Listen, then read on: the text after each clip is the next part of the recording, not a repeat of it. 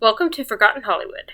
Well, Hollywood has done it again. This week, Indiana Jones and the Dial of Destiny comes out to crowds of fans. Kinda. I think there were about 20 people at the opening night showing I went to, but it appeared that at least one person left around the halfway point, maybe before. They didn't even take their popcorn with them. I'm going to make this short and try to avoid spoilers as much as possible.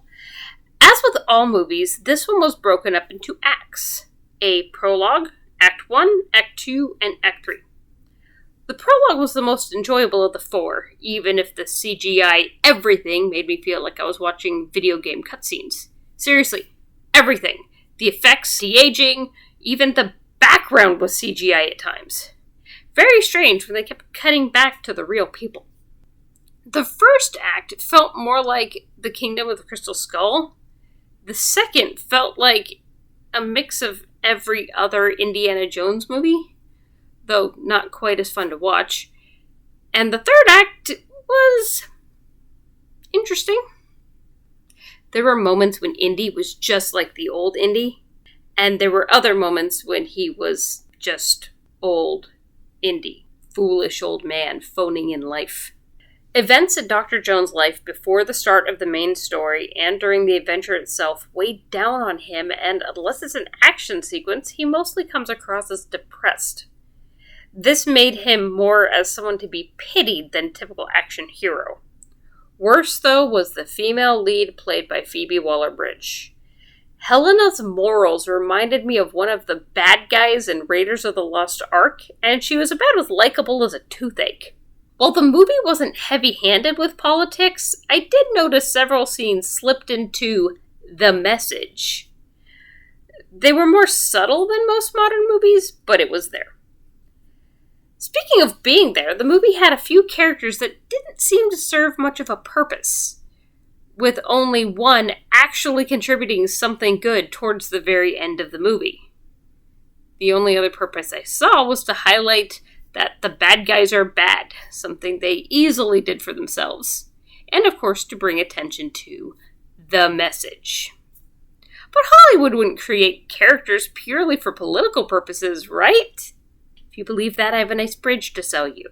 The main purpose of the film was a deconstruction of a hero. Indiana Jones is only the most recent victim of the modern trend where the new contributions like to strip past heroes of dignity and in some ways their intelligence in order to make new heroes look better. The result is that everyone looks bad across the board. Let me put it this way. Other than Indy, the best developed and least annoying character was the villain. That should say something when your original hero is less likable than a cold murderer. The one part of the movie that really stood out to me, and this is the closest to a spoiler I'm going to get, it was a line said by the bad guy to Indy. The two had been adversaries since the Second World War, and they had seen and done a lot, only to be brushed aside by the new generation that benefited from the peace made in their time. At one point, and this is not a direct quote, the man asks Indy why he is fighting so hard to save a world that has forgotten men like them. I noticed this line because the whole movie seemed to have been about putting the old men out to pasture so the young people could do what they want. Good or bad. They seem to just want to pat them on the head and move on. It's really sad how far we've fallen from respecting history, tradition, and our elders to putting fads, feelings, and ourselves at the center of what's important.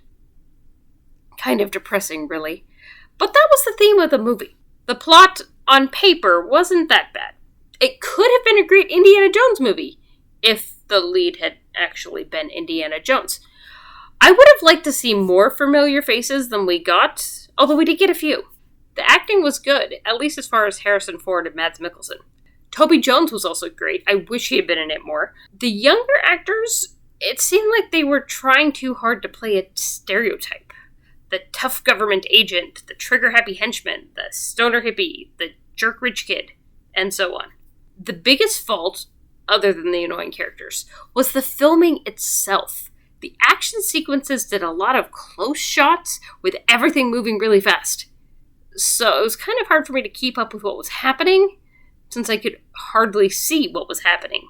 There were also several scenes that would make the setting murky, be it underwater, in a rainstorm, in a busy parade full of confetti. And I started to wonder if they were trying to hide their bad CGI, but just making everything hard to see. There was also a surprisingly high body count, especially among innocent bystanders. I thought Indiana Jones villains were supposed to be more discreet than that. As a standalone action movie, it had promise. But as an Indiana Jones movie, maybe if they had the prologue go right into the third act, they might have had something there.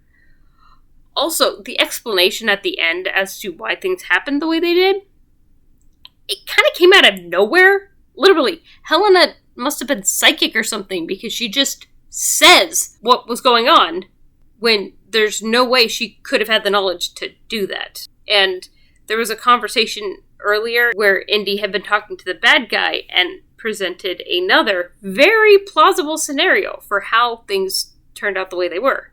It's just lazy writing for the filmmakers to explain the loose end to the audience. It didn't really work, but most of the movie was like that.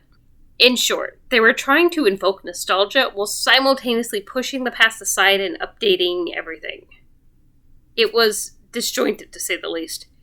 A few good actors did their best, but either weren't in the film long enough or were constantly overshadowed by the younger characters. Really a sad ending for an adventure icon.